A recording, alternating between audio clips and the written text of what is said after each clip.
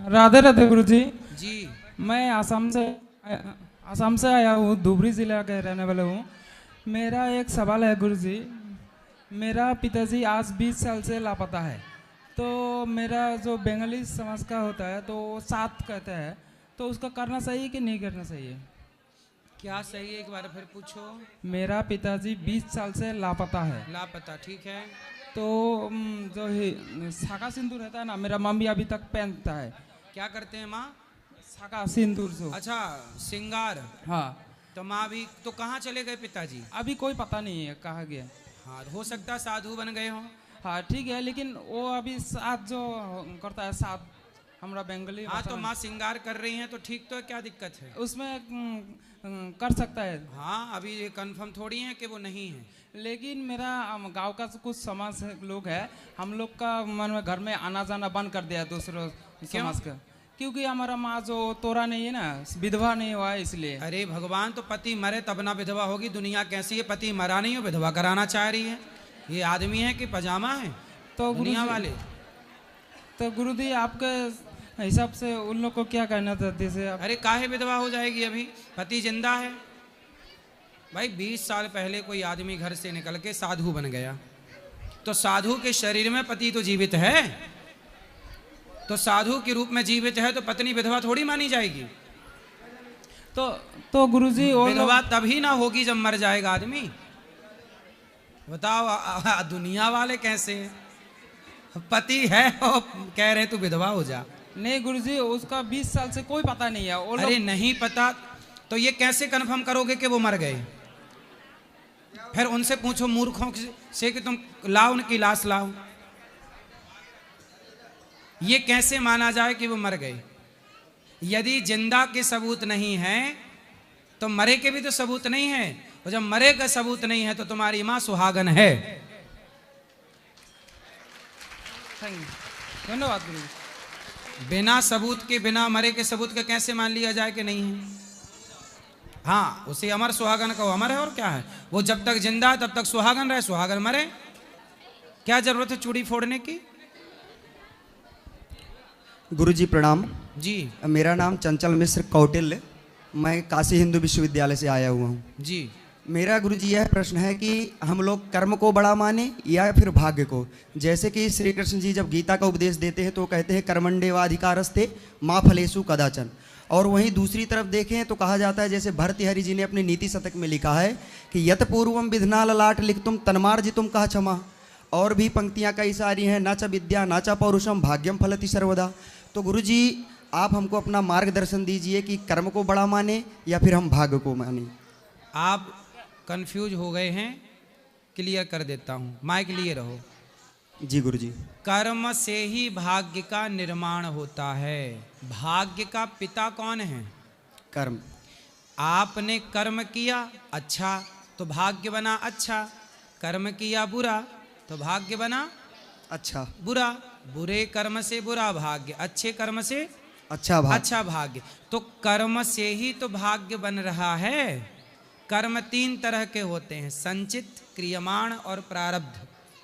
जी गुरुजी। तो जो आप कहते हो भाग्य, अरे भाग्य भी तो कर्म से बनेगा। मैं किसी की सेवा करूं, माँ के पांव दबाऊं, रोटी खिलाऊं, तो मेरे भाग्य में पुण्य इकट्ठा होगा। मैं किसी का गला दबाऊं, किसी की हत्या करूं, किसी का दिल दुखाऊं, तो मेरे भाग्य में पाप इकट्ठा होगा। तो भाग्य में कुछ नहीं है। आज का किया गया कर्म कल भाग्य बन के मिलता है। कर्म ही भाग्य है। वर्तमान का कल, वर्तमान का कर्म फ्यूचर का भाग्य कहलाता है। जी गुरुजी प्रणाम। जी। गुरुजी जय श्रीमन नारायण। जय श्रीमन नारायण। आपके श्री चरणों में दासी के कोटि कोटि प्रणाम। जी। गुरुजी आपने मुझे एक अमूल्य वस्तु दे दिए, जो प्रभु के नाम रूपी धन मुझे दिए। इतना आनंद आता है प्रभु के नाम में, जो मुझे सब कुछ नहीं रहते हुए भी सब कुछ मिल गया। बहुत बहुत आनंद आ रहा है गुरुजी, आपने मुझे आनंद दे दिए, इतना अमूल्य वस्तु।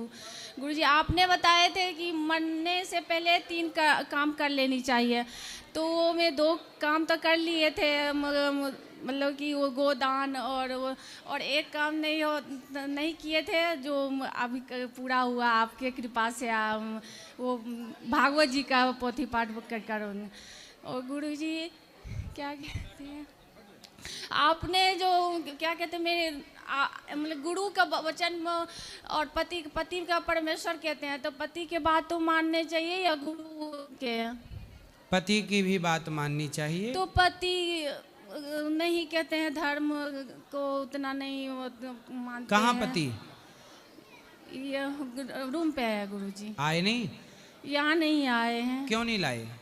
वो नहीं आए हैं। उनको ले आना, कल की प्रश्नोत्तरी में हम समझाएंगे।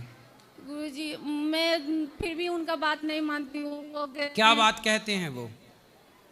मैं शुद्धि जो आप कहते हैं वो मैं चलती हूँ, तो वो थोड़ा विरोध रहते हैं। तो क्या किस बात का विरोध करते हैं? जैसे कि कुछ भी मैंने धर्म पर जो बात सुबह जैसे उठती हूँ सब सुबह तो शुद्धि स्नान करके जितने बार सोच जाती हूँ उतने करती हूँ, वही सब वो थोड़ा मना करते रहते हैं। तो वो क्या चाहते हैं कि अशुद्ध में रहो, अशुद्धि में रहो? हाँ कि ठंड में भी तू स्नान क्यों कर लेती हो? बोले हम कर रहे हैं, आपको क्या दिक्कत? वही कहती हूँ तो उनको। तो वो 4-6 दिन नहाते नहीं होंगे? नहीं नहाते हैं वो फिर ज़्यादातर नहाते हैं, हर रोज नहाते हैं। अच्छा, आप रोज नहाते हैं? वो कभी कभी? हाँ नहीं वो भी रोज नहाते हैं। मैं मतलब कि 2 बार भी नहा लेती हूँ ना, शौचालय जाती हूँ तो वो 1 बार नहाते हैं? हाँ, और मैं सुबह सूरज उदय से पहले स्नान कर लेती हूँ ना, तो इसलिए वो कहते इसलिए सुबह तबीयत खराब हो जाता है, सर्दी जुकाम ये सब, तो इसलिए वो मना। अच्छा, तो आप तबीयत खराब हो जाती तो उनके पैसे खर्च हो जाते होंगे ना दवाई में, इसलिए बोलते हैं सो जा थोड़ी और। तो वो कंजूस होंगे, खर्चा ना हो और आप बीमार हो जाएंगे तो खर्चा उन्हीं को करना पड़ेगा। नहीं गुरुजी वो कंजूस नहीं है, वही ज़्यादा खर्च करते हैं अपने में, खाने पीने में। बाहर के आप जो कहते हैं कि बाहर की चीज़ नहीं अपने घर में बनाओ, तो वो मैं करती हूँ। तो इसलिए वो कहते हैं आप कहेंगे अगर दिन था मैं दिन का आपके हर बात मानती हूँ, तो इसलिए वो चिढ़ते हैं। उनको ले आना। अच्छा ऐसा है, ज़्यादा हमारी ही बात न मानो, कुछ पति की भी मानो। इससे वो पति चिढ़ते होंगे मेरे से कि मेरी तो सुनती नहीं है, महाराज की सुनती है। सही कह रहे हैं गुरुजी। तो वो चिढ़ते होंगे मेरे से। हाँ आपका बहुत वो हम देखिए गुरुजी थोड़ी ना गलत कहते हैं, आप भी मत चलिए। अब दिन भर तुम गुरुजी करोगी तो उसको गुस्सा आएगी। और आपके ही सुबह से लेकर आपके ही उम्र कथा में सुनती रहती हूँ, आते हैं जब वो मैं सुनती हूँ तो वो गुस्सा होते हैं, तो फिर थोड़ी सी उनकी भी बात मान लिया करो। उनका भी बात मानती हूँ, लेकिन वो जो कहते हैं वो हमने नहीं करना, वो धर्म के भी हम की ऐसे कैसे हो सकता है, हमें कैसे बिना नहाए हुए। वो कैसे पति कहते हैं नहाओ ही मत। नहीं नहाने के लिए कहते हैं, वो ये कहते होंगे कभी जल्दी ना उठो, लेट उठ जाओ, लेट नहा लो। हाँ, है ना? हाँ, कोई बात नहीं, कभी कभी लेट नहा लिया करो, उनकी मर्जी से चल लो, कोई बात नहीं। आप पति का सुख ही, हाँ जी जो आप कहते हैं ये भी हम कहते हैं कि पति का सुख ही पत्नी का सुख हो और पत्नी का सुख ही पति का सुख हो। यही समर्पण है रिश्तों के, इसी से रिश्ते चलते हैं। और रिश्तों में एक का समर्पण नहीं होता कि पत्नी का या पति का, दोनों का समर्पण हो, दोनों मिलकर के एक हो जाएं। तो आप भी उनकी बात मान लो, वो भी आपकी बात मान लें। वो नहीं मानते, उनके ही बात में मानती रहती हूँ। आप उनकी बात मान लिया करो। हाँ वही आप ही के चलो कहे हुए सब चलती हूँ गुरु जी। थोड़ा उनकी बात माना करो, मेरी ये भी आज्ञा है। पति खुश रहना चाहिए और पत्नी भी खुश रहनी चाहिए। आप उनको ले आना, कल उनसे बात करेंगे।